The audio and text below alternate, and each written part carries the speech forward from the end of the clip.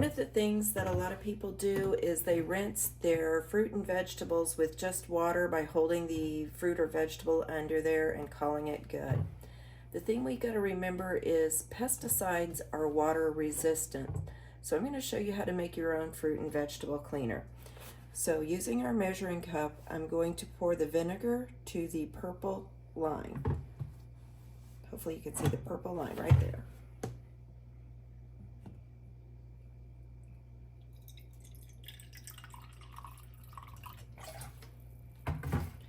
And I have chosen to put this into a squirt bottle.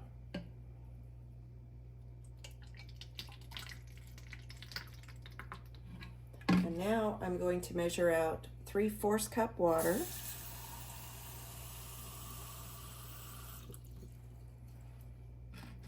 And if numbers are hard for you, that's 3 purple, fill to the purple line 3 times.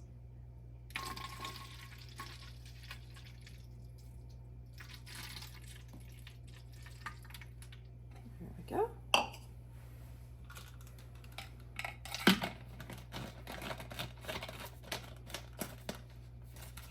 And now I have made my own fruit and vegetable cleaner that I can use.